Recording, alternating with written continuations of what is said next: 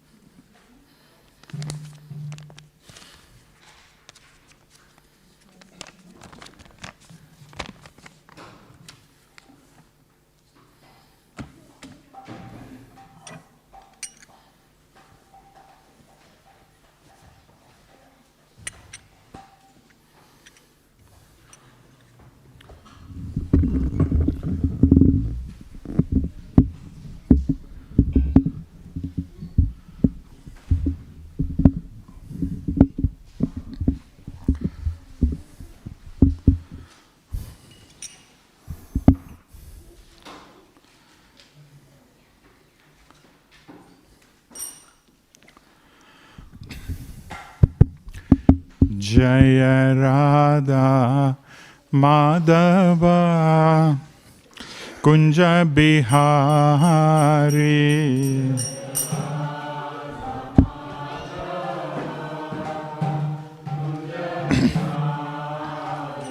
Jaya Radha Madhava Kunja Bihari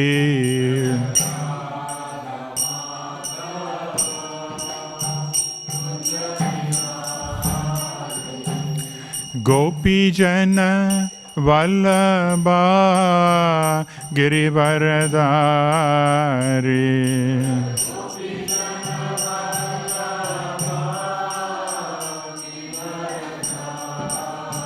Yashodanandana Braja Janaranjana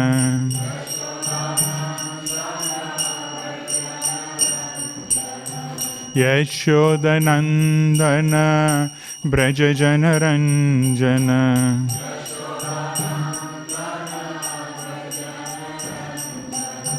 Yamuna Tira Vanachari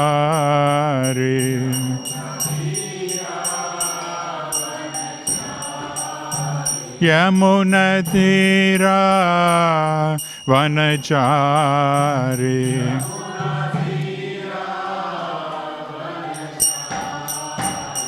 Jaya Radha Madhava Kunja Bihari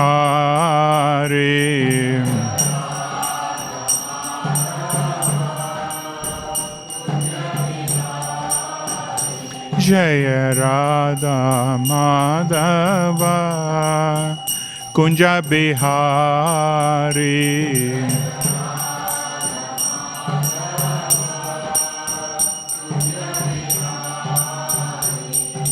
Gopi Jana Vallabha Girivaradari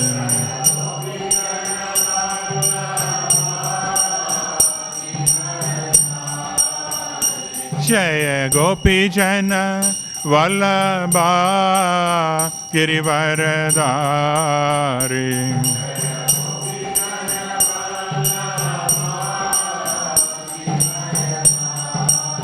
Yashodanandana Prajajanaranjana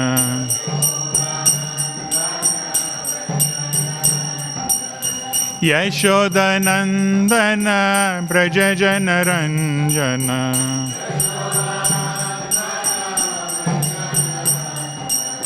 Yamunatira Vanachari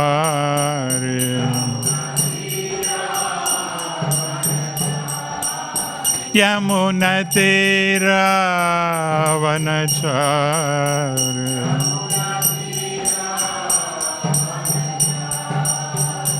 Jaya Shri Krishna Chaitanya Prabhu Nityananda Shri Advaita Gadadhar Shri Vasadi Gaura Bhakta Vrinda.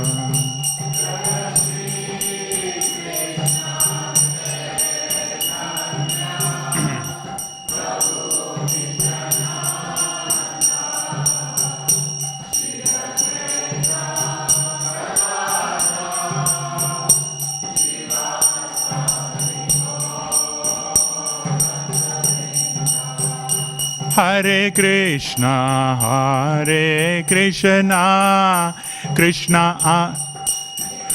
Hare Krishna, Hare Krishna, Krishna Krishna, Hare Hare, Hare Rama, Hare Rama, Rama Rama, Hare Hare.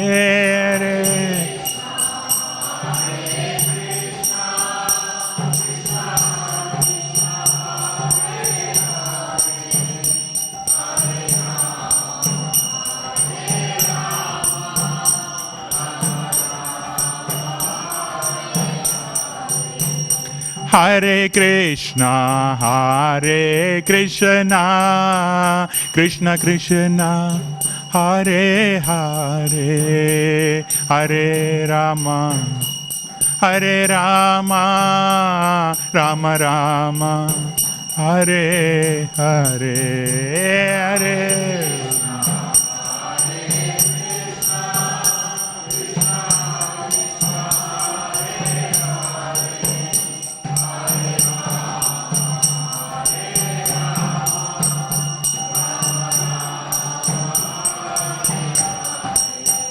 Hare Krishna, Hare Krishna, Krishna Krishna, Hare Hare, Hare Rama, Hare Rama, Rama Rama, Hare Hare.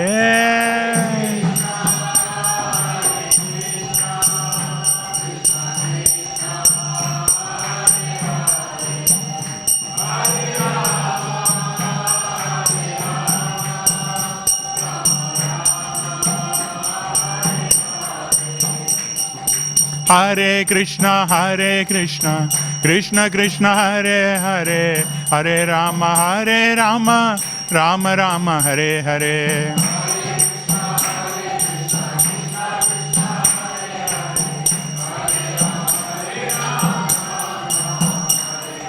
Hare Krishna, Krishna Krishna, Hare Hare, Hare Rama, Rama Rama, Hare Hare.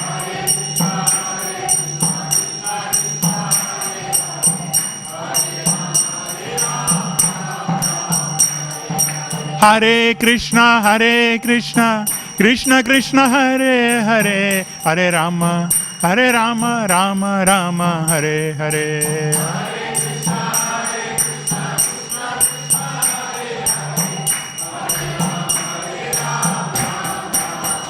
Jaya Radha Vallabha, Radha Vallabha Radhe.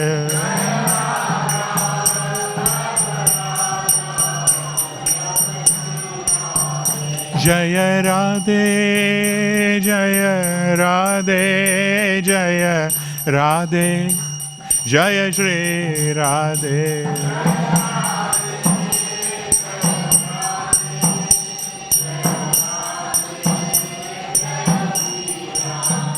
Jaya Jagannatha, Jaya Jagannatha, Jaya Baladeva, Jaya Subhadra Devi.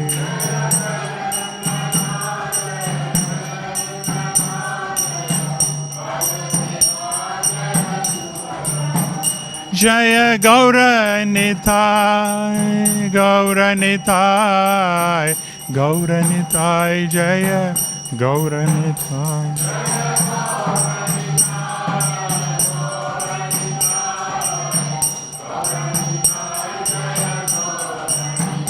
Jaya Prabhupada Jaya Prabhupada Jaya Prabhupada Jaya Prabhupada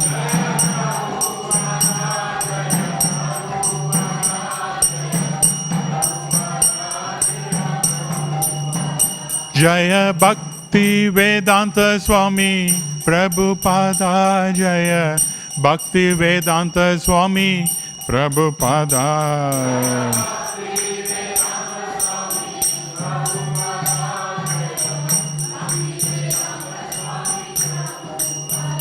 Nitai Gaura Hare Bol Hare Bol Hare Bol Nitai Gaura Hare Bol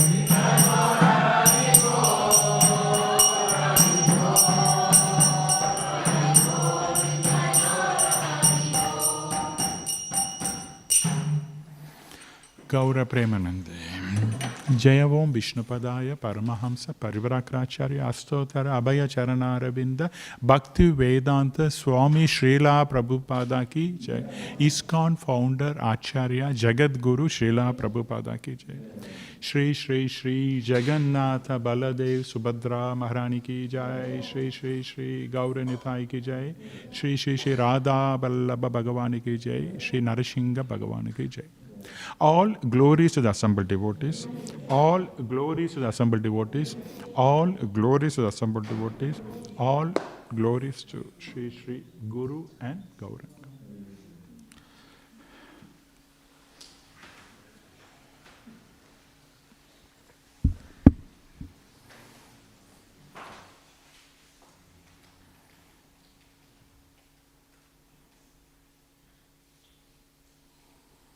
So today we are reading from Śrīmad Bhāgavatam, Canto 6, Chapter 4, titled as King Chitraketu's Lamentation, text number 6. Om Namo Bhagavate Vasudevaya. Om Namo Bhagavate Vasudevaya. Om Namo Bhagavate Vasudevaya. Om Namo Bhagavate Vasudevaya.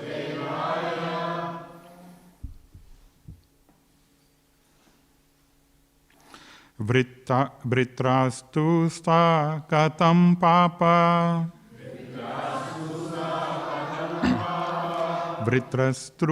Vritrastu sa katam papa. Sarvaloko patapanaha. Sarvaloko patapanaha. Itham dritamati Krishna. Itham dritamati Krishna. Asit sangrama ulbane. Asit sangrama ulbane. Vritrastu sa katam papa. Vritrastu sa katam papa. Sarvaloko patapanaha. Sarvaloko patapanaha. Itam dritamati Krishna. Itam dritamati Krishna. Asit sangraga ulbate.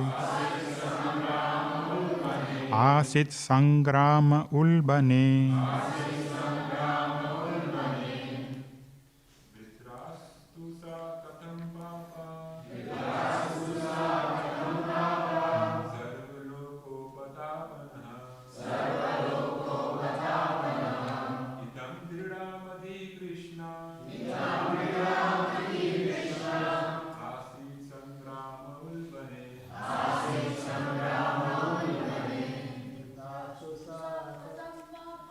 Vritrasura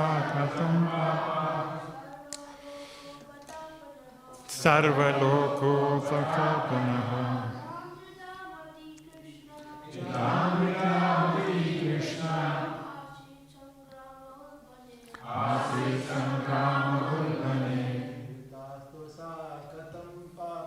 Vritrastu Sakatam Papa. Sarvaloko Katapanaha. Itam Vritamati Krishna.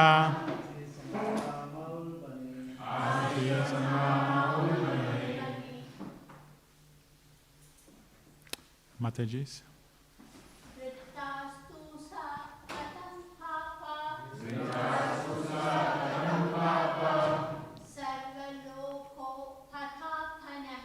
Sarvaloko Patapanaha.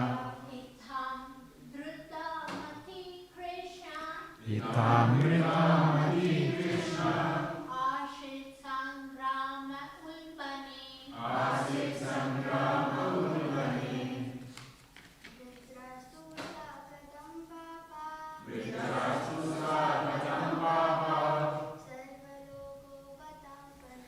Sarvaloko Patapana.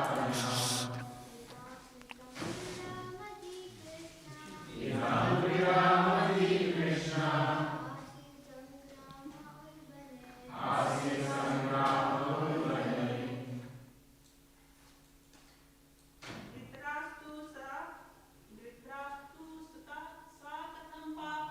Vritrastu Sakatam Papa.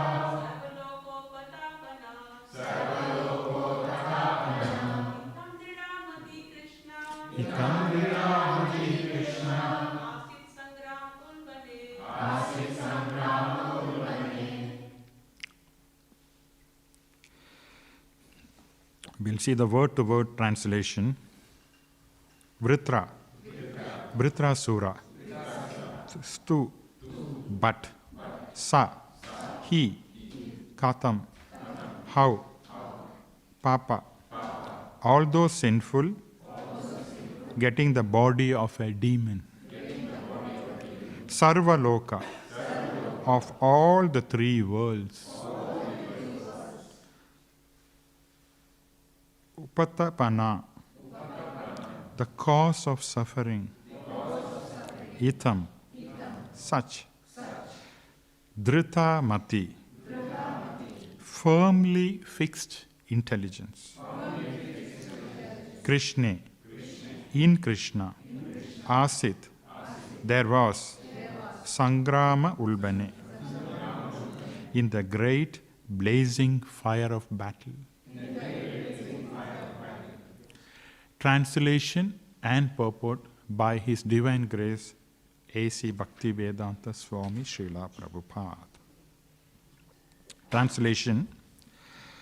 Vritrasura was situated in the blazing fire of battle and was an infamous, sinful demon, always engaged in giving trouble and anxieties to others.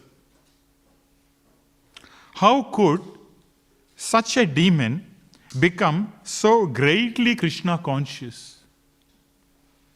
So we repeat the translation again. All of you can repeat that. Vritrasura was situated in the blazing fire of battle and was an infamous, sinful demon, always engaged in giving troubles and anxieties to others. How could such a demon become so greatly Krishna conscious? Purport. It has been described that a Narayana Parayana, a pure devotee, is rarely found even among millions and millions of persons. Therefore, Pariksit Maharaj was surprised that Vritrasura whose purpose was to give trouble and anxiety to others, was one of these devotees, even on battlefield. What was the reason for Vritrasura's advancement in Krishna consciousness? Om Agyana Timirandasya Jnananjana Shalakaya Chakshur Unmilitam Ena Tasmai Shri Guruve Sri Chaitanya Manopistam Stapitam Ena Bhutale Swayam Rupa Kadamahin Dadatisva Padantikam Jaya Shri Krishna Chaitanya Prabhu Nityananda Shri Advaita Gadadara Shivasadi Gaura Bhakta Vrinda Hare Krishna, Krishna Krishna, Hare Hare, Hare Hare.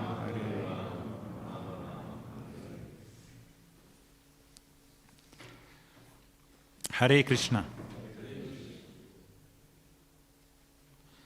So, this chapter, which is chapter number 14, right? We are on to the 5th verse. The verse number 1 to 7 talks about how exalted is this devotee or this demon devotee, Vritrasura, that brings out the exalted nature of Vritrasura. First 7 verses. So we are on to the 5. That's why we could see his nature is being explained. So in order for us to understand clearly, let us recap. Yeah? See the context so far.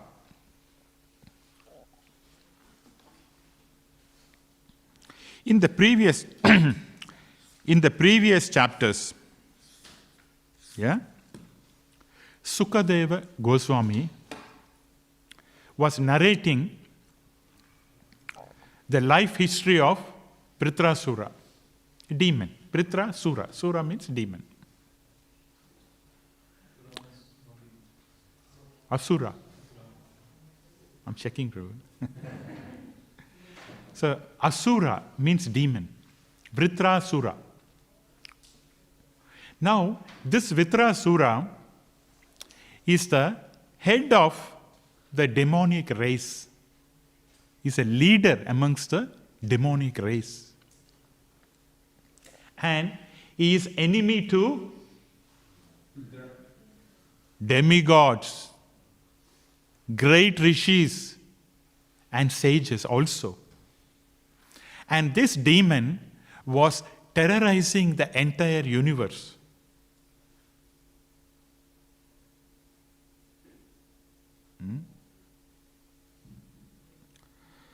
And what did he do further?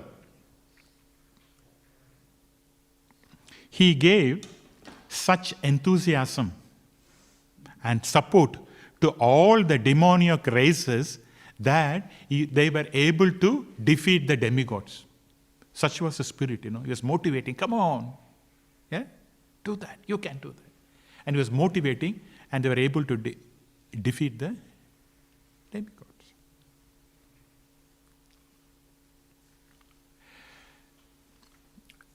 We just quickly see the difference between devotees and demigod, or demigods and the demons, quickly, so that you have a better understanding. We say demigod. See, we learn or we read from scriptures that about demigods. Yeah? What are they? Who are demigods? They have got, because of their high credits, pious credits, karma, they get very good birth in upper heavenly planets. They are very beautiful. They got long lifespan. Yeah? Very intelligent also. In every manner, they're very intelligent. Although they may have many forms, different forms of demigod. For example, Varuna, representing water. There is a fire god, Agni. Their form is very beautiful, nothing to be compared. For example, their forms are extraordinary. It's not ordinary, extraordinary, and they're very beautiful. For example, Lord Ganesh, Ganapati, we call, right?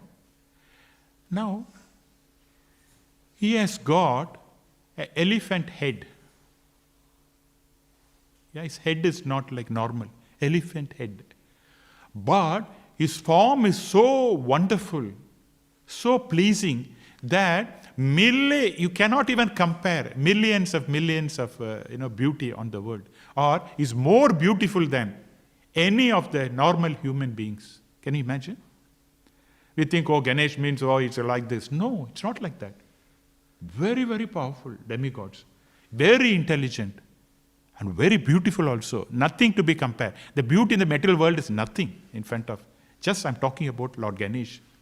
Yeah? Who are in the mode of goodness.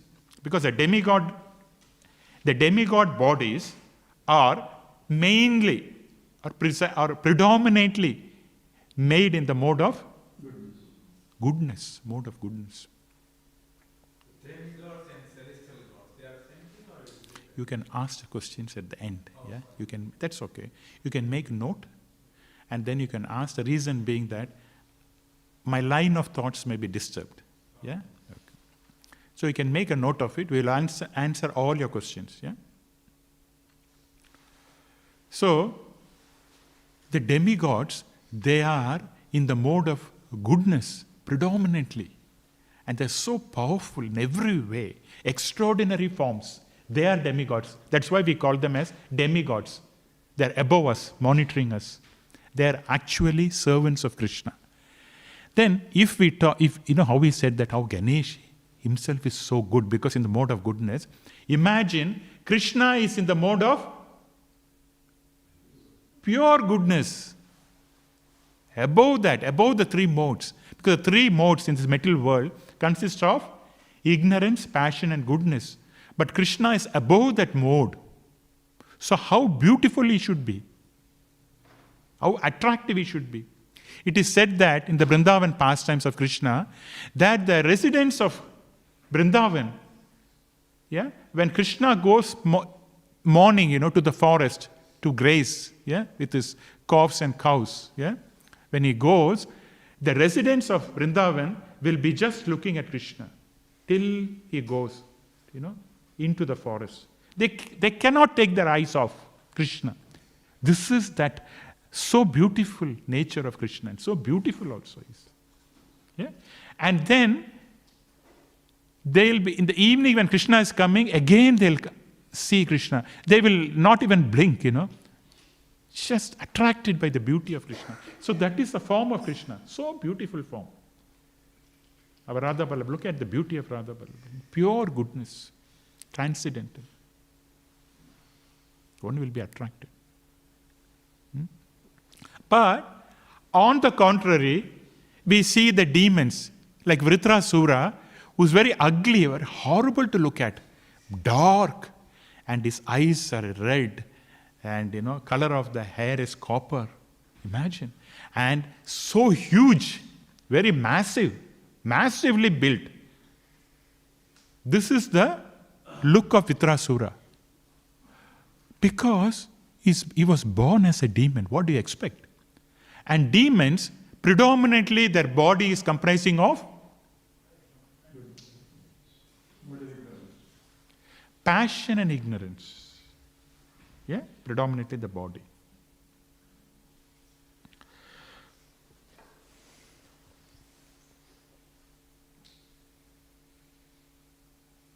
So, when Indra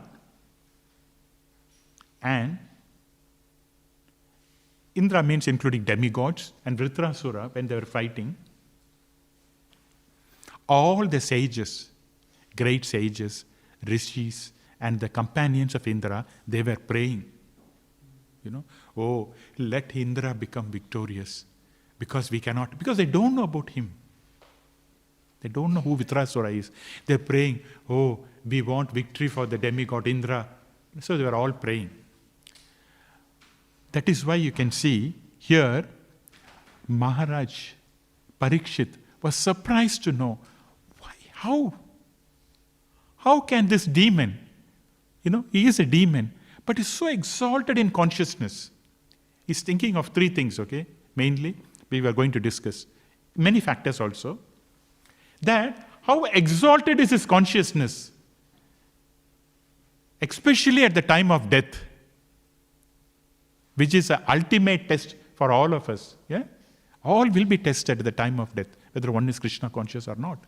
Now, this demon, at the ultimate crisis, at the time of death, he was showing exemplary behavior, just acting like a Paramahamsa. So that surprises him. And then his preaching skills of Vritrasura. That we are going to see what is his preaching skill. And then his determination in Krishna consciousness. All that made Pariksit Maharaj astounded, surprised, amazed.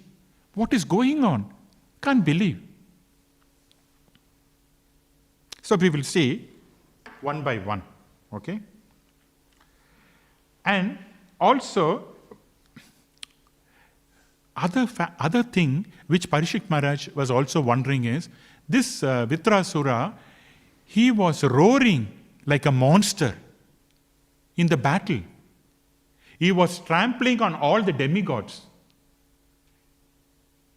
Yeah? And he is the number one enemy of Indra. He wanted to kill Indra.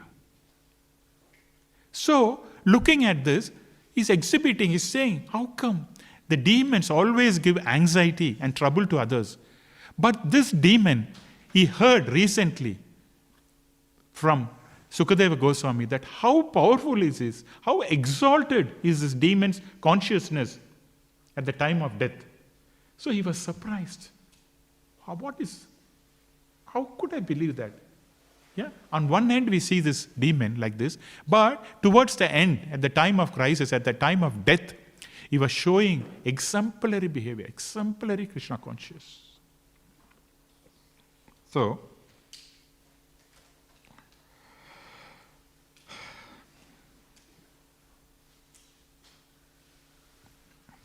okay.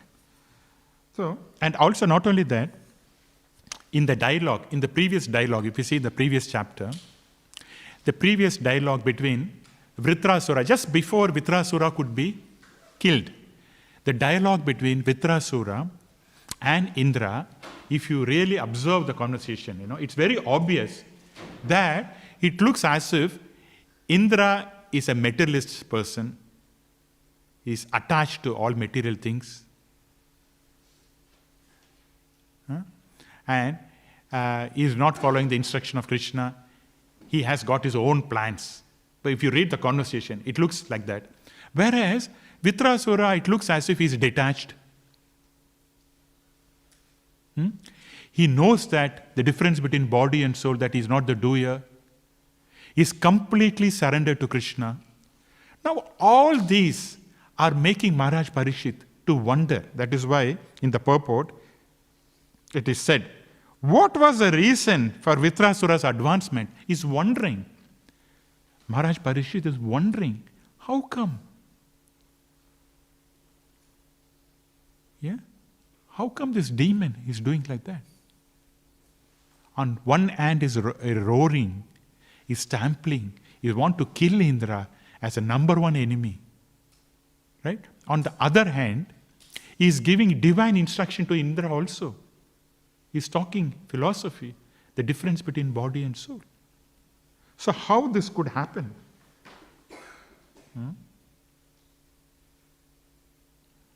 So, as I said, Indra, it looked as if Indra was a materialistic person and all that, but Vritrasura, on the other hand, was very detached.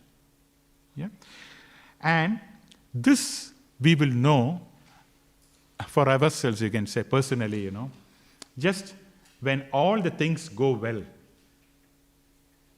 When things go well, then if things are under our control, we think, yes, we are saintly, our saintly character will come out. Yeah, we are all good.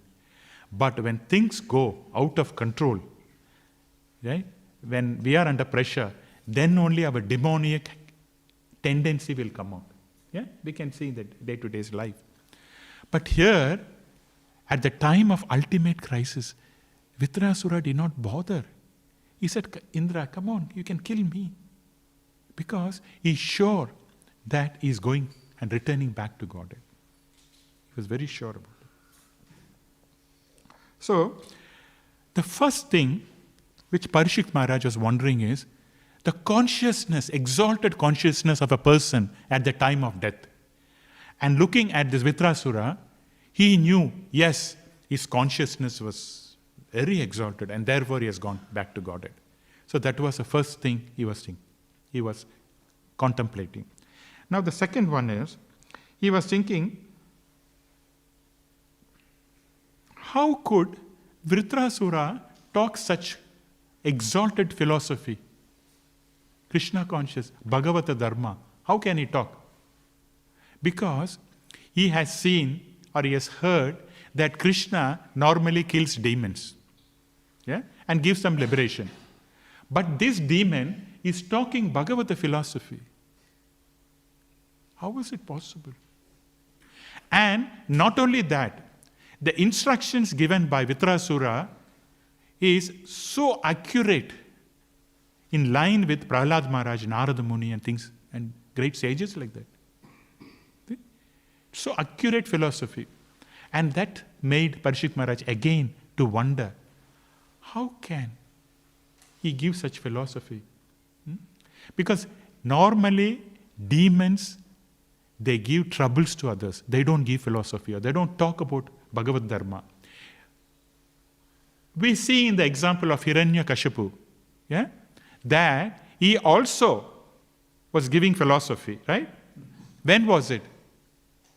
When did Hiranyakashipu give philosophy? That difference between body and soul. When his brother Hiranyaksha was killed by Lord Vishnu, then he told his family members, don't worry, the body has gone. Yeah? He is still not dead because he is a spirit soul. And that philosophy he gave. But Hiranyakashipu did not set an example. He did not act. Yeah, he was just talking. He was not acting on these principles, right? That was Hiranyakashipu. But here, Maharaj Pariksit was surprised. How can this demon is not only giving accurate philosophy like Prahlad Maharaj, but he was also acting on that, setting an example. And therefore, that surprised him. And then, in the previous verse, it is said that how Krishna consciousness is very, very rare. Very rare phenomena. Yesterday, Prana Prabhu gave a very good class. Anyone was there? Very nice class Prana Prabhu gave about this. Okay? So, this devotional service is very, very rare. Why? Why it is rare? Because yogis, how many types of yogis are there? Karma yogi, Jnana yogi, Astanga yogi are there. What do? You can't imagine what they're doing. Yeah? They study the scriptures, scrutinizingly study the scriptures.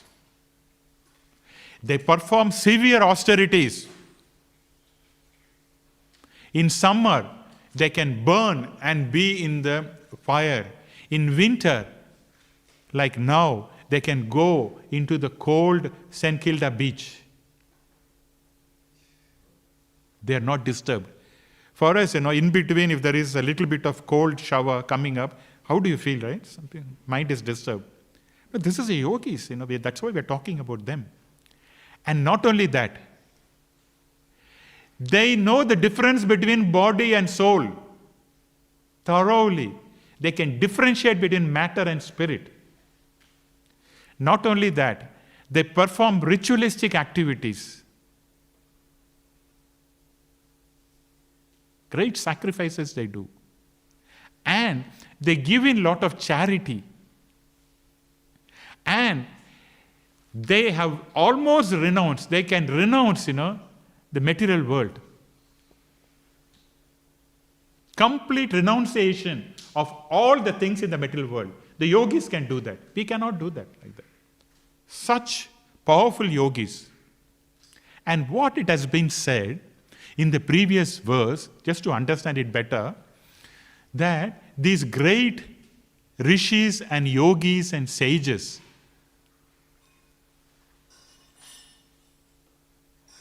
there are many of them, yeah, and hardly one of them can attain pure devotional service. Can you understand? They're doing so much of this. So much austerity, so much studying, so, everything they're doing. But they cannot attain pure devotional service. But whereas a demon like Vritrasura can easily attain that. That surprised Pariksit Maharaj. Then, what is the other one that surprises? He was surprised, Pariksit Maharaj was surprised and astonished because he saw Vritrasura, that a fire sacrifice was done, and Vritrasura jumped out of the fire sacrifice, and straight away he came into the battlefield and he was fighting with Indra, with his huge, massive body. Yeah? He did not see Vritrasura doing any sadhana. Did he see them chanting Hare Krishna mantra? Vritrasura? Did Vritrasura attend a Śrīmad Bhāgavatam class in that birth? No. Did he go on a Harinam? In between his break, was he taking prasadam? Lunch? No. So Maharaj Pariksit was wondering, what is going on? I cannot even understand. He just took birth, big demon, came out, okay? And he was roaring and fighting and, very powerful. And then, just at the time of death, he is giving such wonderful phenomena. Normally at the time of death, all will be morose, yeah? They'll be upset. They don't want to talk. Don't disturb me. My mind is... He's giving philosophy. He's like Śrīmad Bhāgavatam. He's talking. Bhagavata Dharma is talking. So, now you can understand. Maharaj Pariksit was totally confused. What is going on? I did not see him doing sadhana, but he's preaching. I have not seen him following Krishna conscious principle. But at the time of death, he is showing such exalted, the characteristics of a Paramahamsa. He is showing that. So does it not surprise you? You are not surprised because you know, you have read Śrīmad Bhāgavatam. You are all devotees. But Pariksit Maharaj, not yet. Sukadeva Goswami is going to narrate now. The pastime of Chitraketu is going to come now. And therefore, you have to understand the situation of Pariksit Maharaj. He's totally confused. And that is why he's posing all these questions. How come? Why? Who is this personality? How did it appear? Where was he before? And all that questions. So he's going to ask Sukadeva Goswami questions about Vritrasura in his previous birth being Chitraketu. So he's going to ask, what is all these questions running in his mind now, up to verse 7. And then he's going to ask, now he could not tolerate, okay? He is so excited. He wants to know the answer. Like in a movie, when you're there, you want to know the climax. Like that, Vritrasura, Maharaj Pariksit was so much excited with all this information, and he is going to ask Sukadeva Goswami very soon, please tell me, who was this personality? What was he doing before? How did he get this exalted personality? He's going to talk. He's going to ask.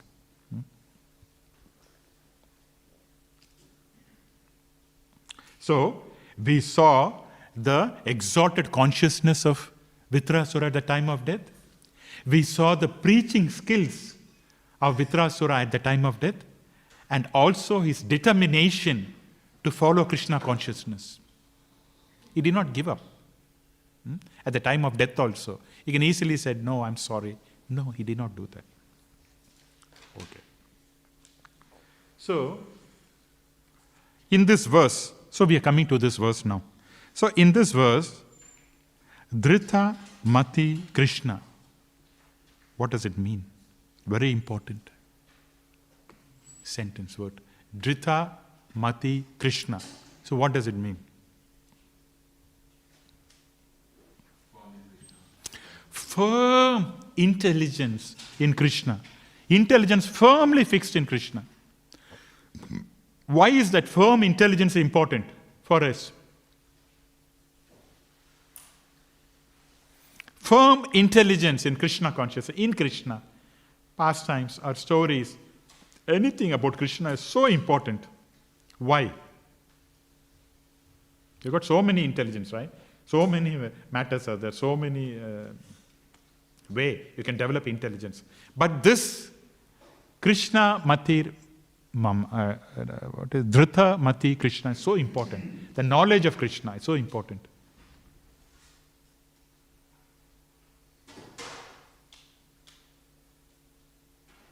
We are learning today, Śrīmad Bhāgavatam is knowledge about Krishna. So why is it? Yeah. To okay. To do devotional activities, that is okay. See, what happens is, it is an intelligence which takes a person, to higher and higher levels. For example, just like a person, driver, the intelligence is like a driver of a vehicle. If the driver is weak, then the vehicle will not go properly. So the driver, intelligence is like a driver, driving force. Yeah? So if the driver is not okay, then the horse may be very powerful. The chariot, the carriage may be very powerful. The car may be very powerful. But if the driver is not good, what will happen? Accident. So this is what happens. So in our body, the intelligence is a driving force which takes a person. And the intelligence is the one that discriminates between matter and spirit, good and bad. That intelligence, if it is not there, the vehicle will have accidents. And therefore, the intelligence that's fixed in Krishna, Krishna explains that in Bhagavad Gita, Vivasayatmika Buddhi, one-pointed intelligence you should have. Then that will help us to progress to the next stage, gradually. Because at this stage, not all of us are acting on the soul level, correct? Not acting. We know that we are the soul. Sometimes, when we act, do we think, I am a soul, I have to act like that. When you're chanting, I'm a soul, I'm part of Krishna. No. Yeah? We have that knowledge, we are not this body, we are soul, and we are acting on that. But this intelligence will allow us not to go to the other side. It's like a driver, efficient driver. Yeah? The knowledge about Krishna will make sure that the person doesn't have accidents into the material realm. So that is why the Krishna Matir, Dhruva Mati Krishna is so important. We see in the case of Sri Chaitanya Mahaprabhu, when whoever came to Sri Chaitanya Mahaprabhu, for blessings, he will say the same thing. Dhrita Mati Krishna. May Krishna be with you. You get the intelligence of Krishna. This is a wonderful blessings for a person. Let Krishna be with you. This is what Sri Chaitanya Mahaprabhu will always say. Krishna or Krishna's intelligence. Both are same. Because everything is on an absolute platform. There's no difference between Krishna, Krishna's name, Krishna's prasadam, Krishna's garland. Everything is absolute. And therefore, this knowledge is so important. The knowledge of Krishna. So here, I said that today we are all discussing Bhagavatam about Krishna. But did we really talk about Krishna? Today we are talking about a demon, Vritrasura. Isn't it? We did not talk about Krishna. We talk about the demon. But generally, we don't want to talk about demons unless Krishna kills them, correct? But Krishna did not kill this demon. Did Krishna kill this demon? No. Then we are talking about Vritrasura, a demon. So in what way is it purifying for us?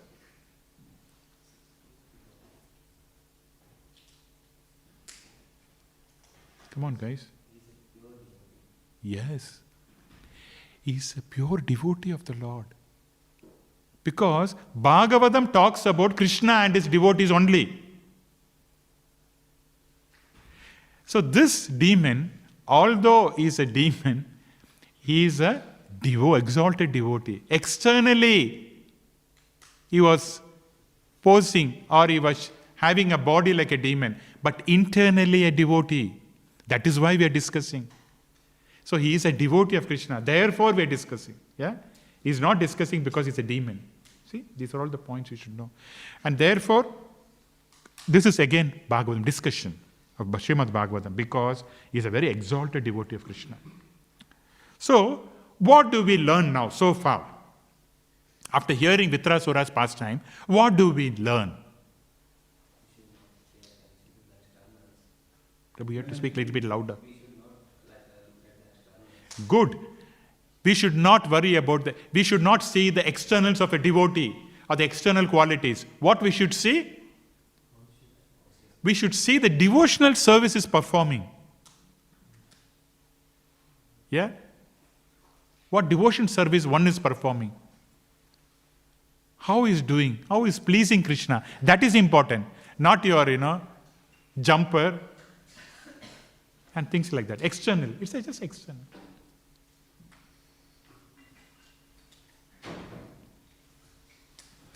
So, what else? What did we learn? What did we discuss so far? And what do we infer from so far, what we learned?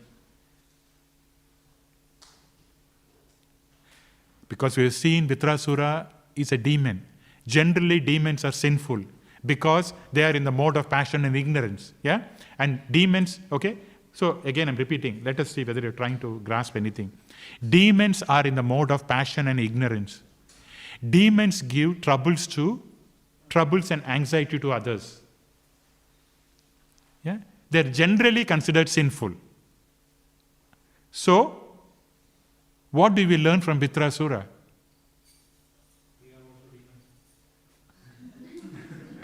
We are also demon, and but he is very exalted. See, we are demon like Vritrasura, but not exalted we are like Vritrasura. Is consciousness, correct? Externally, we are like Vritrasura. But conscious-wise, we are not. Yes? Very exalted consciousness. Okay, that is good, Prabhu. Anything else?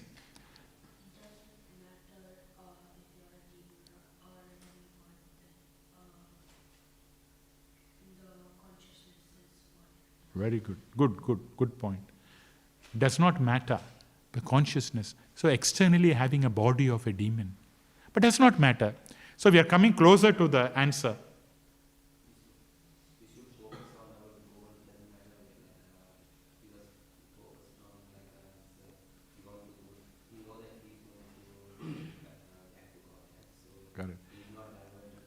Correct. Focus on the goal. Yeah? Focus on the goal. Now, that's all good. Everything is good. But what we infer is, sinful activities is not a disqualification for a devotee. You may be sinful also, but that doesn't stop Krishna. In fact, there is no disqualification for Krishna. Do you agree? Anyone can take up. You cannot say, I am like this, I am this thing. It doesn't matter. I've done so many bad things. Doesn't matter. Stop it. Come back. Come to Krishna. So, sinful activities, sinful life is not a disqualification. Therefore, in 9.32, what did Krishna say? People who are of lower births are sinful, yet they can come to me. See? Krishna, anyone can come to Krishna. There is no prerequisite. But one should be careful about the blockages. Yeah? Do you know what the blockage is? What will block us from devotion service? Aparadha. Aparadha is like a freezing the account, on hold. Yeah? As long as you do aparadha, your account is frozen. It's on hold for some time. But when you take appropriate measures, then the account will be unfrozen. So that is the thing we have to be very careful. Otherwise, there's no disqualification for Krishna, for coming to Krishna. And that is why we see in Kali Yuga, although people are very sinful, very rebellious, but Srila Prabhupada took this Krishna conscious movement and distributed throughout the world. Because anyone can take a Krishna conscious. In Kali Yuga, everyone is sinful. Otherwise, Srila Prabhupada could not have taught. Okay? But he did not mind. He wanted everyone to be Krishna conscious. And therefore, Krishna conscious was distributed all over the world by Srila Prabhupada. So, Srila Prabhupada has given, what is that? Dhrita Mati Krishna. He gave intelligence of Krishna to everyone. So important it is. Right? Intelligence. Śrīmad Bhāgavatam, Bhagavad Gita, Chaitanya Charitamrita. Intelligence. So Dhrita Mati Krishna. Giving the intelligence of Krishna. Holy name. He gave holy name. Yeah. Holy name is also there. Holy name. Everything. Prashadam. But the intelligence is the most important. Yeah. Of course, holy name is our chanting process, It's part of our, we can't say, if you are a devotee of Krishna, you must chant. Yeah. It's there. But how many people are reading? Yeah. So knowledge is very important. See, without chanting, you cannot survive. It's like a food in Krishna consciousness, or even the material world, otherwise also. Yeah. Without chanting, you cannot even survive. So in the same way, intelligence is so important. I'm talking with regard to this verse. How important is that knowledge? Yeah? Dhrita Mati Krishna, that is the verse, the importance of this verse. The knowledge of Krishna is so important. Okay. So that is what Srila Prabhupada said. And you know that according to Srila, not only according to Srila Prabhupada, we know according to Shastra that Krishna consciousness is the highest. Highest. Okay? And to prove that, with a very small example, once in Vrindavan, His Grace Guru Das Prabhu was there. Do you know Mataji? Guru Das, the very elderly or very old disciple of Srila Prabhupada, Guru Das. He was in Vrindavan. Yeah? And in Vrindavan, he used to do shopping for Krishna, He was managing all the activities. Obviously, as a devotee, you have to go and do the shopping also for Krishna. When he was going and doing the shopping in Vrindavan, some of the, the local people there, who were the so-called Brahminas, that's right. They told him, okay, Hare Krishna, because I seen a Western body at that time doing some activity for Krishna, okay? Doing some purchase for the temple, according to them, temple. So they thought, okay, very nicely you're doing all these activities. Very good. Hare Krishna. Can Mataji sit this side? Ladies this side. Men that side actually. So, they were seeing, okay, Guru Das was nicely, doing all these activities for Krishna. So they said, if you continue to do like this in Vrindavan, next birth you will become a Brahmana. He was already a Brahmana. Now, he did not understand because he was completely, focused on Srila Prabhupada's teachings, okay? He was thinking, I'm already a Brahmana, okay? Because Vaishnava, we have seen in the previous verses, that, a Vaishnava is already a Brahmana. Like Srila Prabhupada gives an example. $99 is already included in $100. It is not separate. So if you got $100, $99 is already included. $10 is already included. Like that, when you are a Vaishnava serving Krishna, you are already a Brahmana. But you have not formally stamped. Okay? So he was confused. So he went to Srila Prabhupada. He said, Prabhupada, today I went to the market and where this person told me, very innocently, okay, that this person told me that if I keep serving in Vrindavan, then in the next birth I'll become a Brahmana. Then Prabhupada was furious. What is the answer he gave? You know that. Srila Prabhupada said, go and tell that person that if he continues, if he continues to be in Vrindavan, he will become a devotee in ISKCON next birth. See? Prabhupada. So that shows how much faith Srila Prabhupada had in ISKCON and how he treated ISKCON. Yeah? If you do that activities, whatever you're doing in Vrindavan, the so-called activities, then next birth you'll become a devotee in ISKCON. That means we have done something. What does it infer? We have done something in our previous life.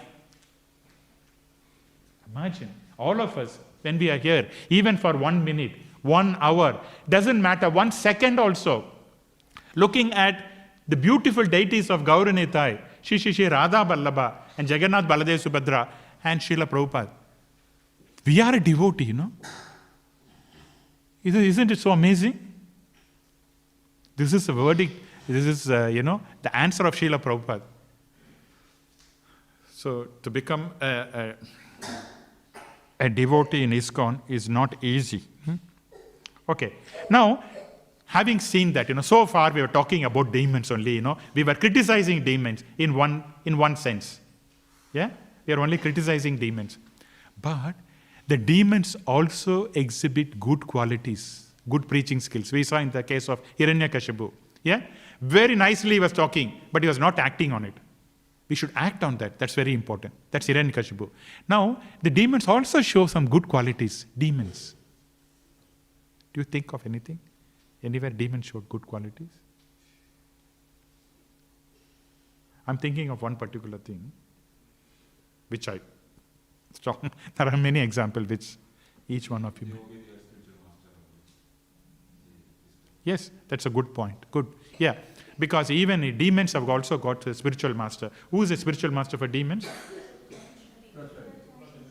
Okay, Sukracharya. They obey him. That's a good point, Prabhu. Yes. Anything else? Okay. Yeah, Bali Maharaj. Accepting, that is respecting the spiritual master. Okay. In the pastime of the churning of the ocean, in the pastimes of the churning of the oceans, between demons and devotees, yeah? Demigods and demons. You remember the pastimes? They used Mandaka as the mountain, Vasuki as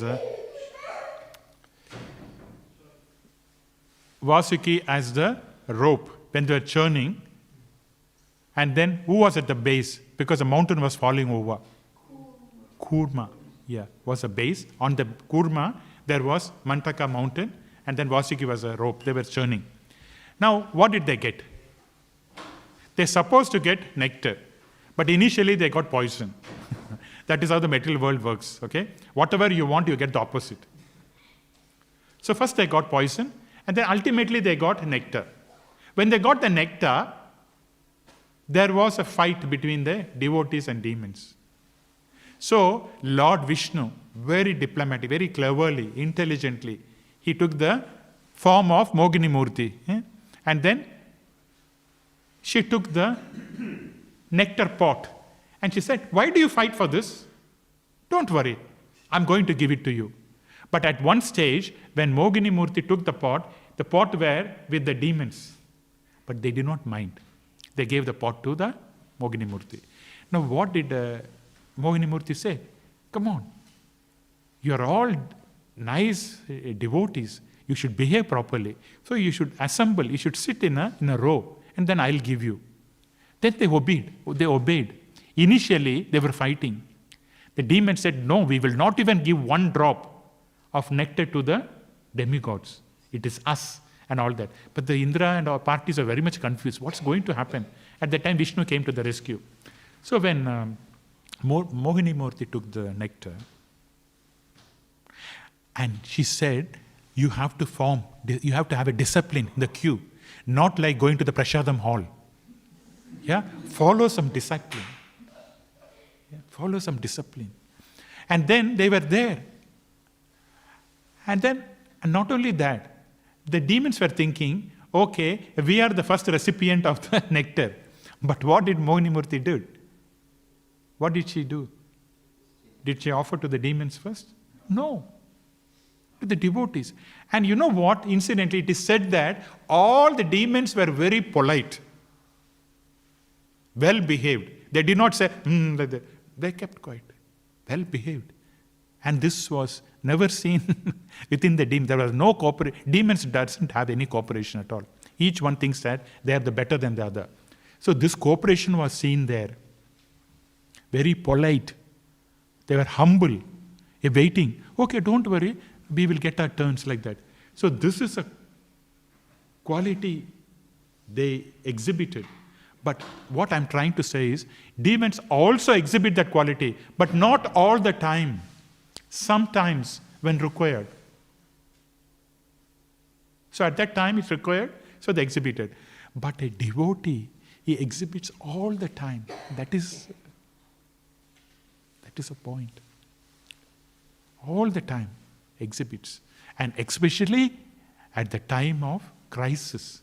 So here we see Vritrasura, before the crisis, middle of the crisis, end of crisis, he was exhibiting the quality of Paramahamsa. When he came, he did not revolt. His job is to fight Indra. He is a devotee, he knows that, consciousness. How can I fight with a devotee? But he did it as an offering to Krishna, before. Now in the battlefield he was fighting. Indra cut off his arm, one more arm. He did not bother. He was preaching to Indra, come on. This is a weapon given by Lord Vishnu. Therefore you should kill me like that. And then at the time of death, he was not disturbed. Not at all disturbed. So this is a very, very exalted consciousness. Can't imagine how exalted it's gone. And looking at all this, and without knowing the previous history of Vritrasura, Pariksit Maharaj was totally confused, astonished. How could this happen? That is why you can see Pariksit Maharaj gradually, in the next few verses, he is going to ask more about Vritrasura and ask him about the previous story. What was he before? Then he could relate it, because at this stage he could not relate. Okay. Now, finally, that we saw in the case of Vritrasura, see, all of us have got two consciousness in one sense, okay? External consciousness and internal consciousness. Do you agree with that? Because, see, normally we say consciousness, right? But in terms of consciousness, yeah? Or probably we can change a little bit and say, consciousness, internal purification, external purification. That may be a better word than we'll say internal consciousness. So consciousness, internal purification, external purification. Because we are a combination of body and soul. Yeah? In the body, gross body and subtle body, we've got mind, intelligence, false ego, and the gross body. Okay? The subtle body, we've got mind, intelligence, false ego. The mind is always flooded with thoughts, habits, actions, previous memories, all this, okay? It's already always contaminated mind. And the heart is equally, consciousness is also contaminated. Yeah? So external purification means purification of the mind and the senses. Internal purification means purification of the heart. Mind you, purification of the heart will happen only in Krishna consciousness, because the soul has to turn inwards. As long as the soul is looking outwards, enjoyment with the mind and the senses, purification will not happen. So one should understand that he is a soul, And then the soul should be focused inside, internally, serving Paramatma, serving the Lord. So that is internal purification, external purification. So Pariksit Maharaj again completely knew that Vritrasura was internally and externally purified. Completely purified. He knew that. So for our understanding, about this internal and external purification, there are 4 levels, 4 classifications you can say generally. Okay? The first one is, as Srila Prabhupada says in the purport, the first class devotees are Narayana Parayana, the pure devotees of the Lord. For the pure devotees of the Lord, so what you should imagine is, you should imagine a table with 2 columns. Simple. Internal purification, external purification. Okay? Now, for Vritrasura, Srila Prabhupada says that he is also addressed as Narayana Parayana, because exalted devotees, pure devotees. For him, what is the status of his internal purification, external purification? Prabhu, what's his status? It's pretty common. Pretty common is Krishna. No, in terms of that. So what we are trying to classify is it complete, is it partial, or is it incomplete? How do you assess? Did you understand the question, Prabhu? We are going to see the internal and the external purification. Okay? Only when a soul or a person is internally and externally purified, then he can go back to Godhead. You know that, right? If there is contamination, one cannot go. So the purification is divided into external and internal. External means for the body, internal is for the soul. Okay? Or externally for the mind and senses, internally for the heart. Okay? Now, in the case of Vritrasura, how do you classify his internal and external purification in terms of complete, partial, incomplete?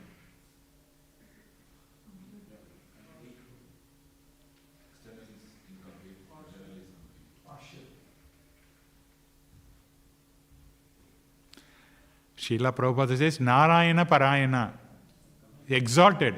So it's complete, both. External complete, internal complete. That is why I became a highest devotee. Okay, let us see how you are faring the next question. Now, we are all sadhakas, right? We are all practicing devotees. Yes? Is anyone more advanced like Vritrasura in here? Or all are practicing devotees? We are all practicing, right? In the case of practicing, what is the internal and external purification? What is the status? Is it complete? Is it incomplete? Or it is partial?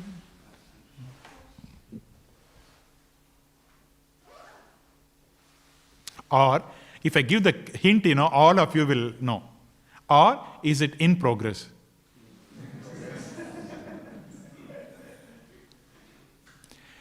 See, Krishna conscious, it is, and that's why we're repeating, is the best purifying agent. Internally, externally, doesn't matter. Okay? There is no other purifying agent like Krishna consciousness. Whatever way. Starting from Sravanam, Kirtanam to Padasevanam. Okay? Any process, all the process. So powerful. So, a sadhaka like us, we are following the process, isn't it? The fundamental process is hearing and chanting. Yes? So definitely the external will be cleaned, internal will be cleaned. We will get a complete like Vritrasura over time. We have to be patient. Yes? If we follow the process. So 2 conditions. If we follow the process and over time, we will all become like what? Complete. Correct? Agree with me? Okay. Now, there are some, as we saw, there are some practicing yogis, okay? Even you can say like karma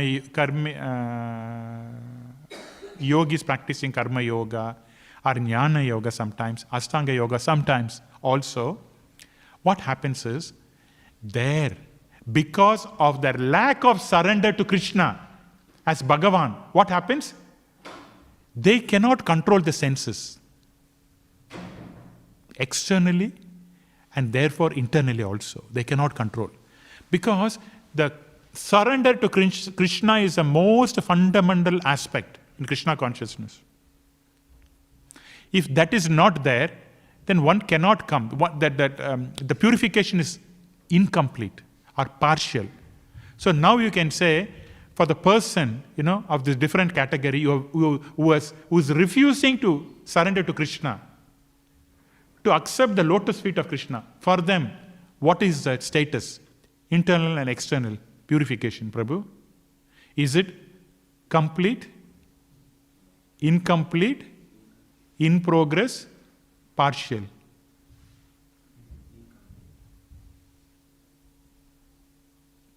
Incomplete, partial. They partially completed.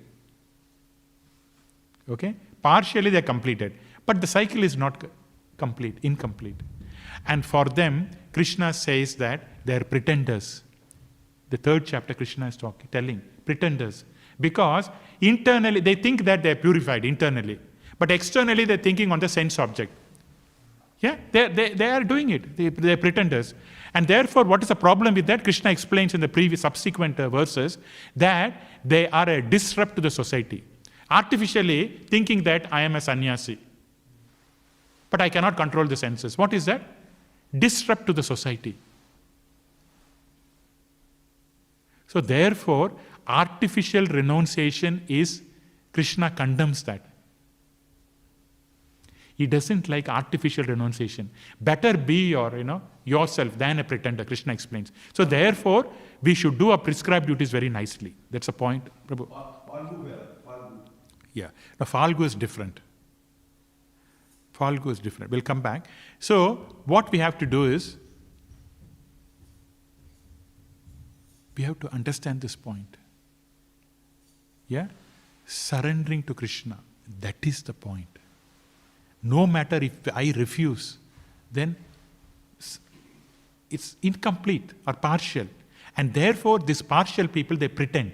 And therefore, Krishna says, no, I don't want pretenders. Okay? So, artificial renunciation is condemned. And for them, who doesn't want to do Krishna consciousness and they want to advance, what is that Krishna is proposing? Krishna is proposing prescribed duties. Do your prescribed duties as per Varnashrama Dharma properly. Then, if you do the prescribed duties without attachment, then knowledge will develop. And through the knowledge, slowly you can go up. But it's a very slow process. Bhakti yoga is like going in the lift. Other process is like staircase. Yeah? Going on the steps. So which is quicker? Lift is quicker. And that is why Krishna is saying that, So artificial renunciation is not encouraged by Krishna. And the last one, as you know, materialist. What level are they? Internal, external purification. Incomplete. It's always incomplete. Okay? Because they're not making any attempt. Okay, so moving forward, we cannot assess a devotee based on external circumstances, but we have to see them, or we have to perceive them through the devotional service they do. Okay? And that is the measure. Okay? Because anyone can have any external circumstances. Based on that, we should not assess. Okay? All right. We will stop here. Anyway, 9 o'clock. And if there are any questions, comments, then you can talk. Yes, Prabhu. Anyone has got any questions? Comments? No? What is Falgu Vela? Falgu is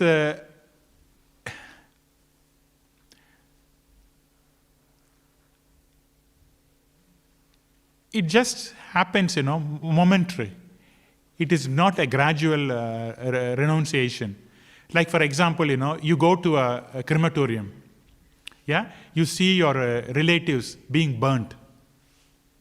Yeah, so at that time you think, oh, last week I was talking to him. This week is no more. What is this world? Come on, it's all illusion, and therefore I want to renounce this world. And you renounce without internal purification. That's what Krishna is saying. So what happens? You renounce thinking that I am internally purified, and then the mind is dwelling at the sense object. Okay? The Founder-Acharya is not recommended actually. It is just, it is instantaneous. You feel based on a particular circumstances. But the renunciation has to come. See, the Vedic process, you have to understand the Vedic process. What is a Vedic process? Is moving from matter, okay? Detachment from matter and attachment to soul, spirit. That is a Vedic process. Yeah? If you are not attaching from matter, where is the progression? So the Founder-Acharya is just for a minute. You get it. You're not detaching from matter, isn't it? Your desires are still there.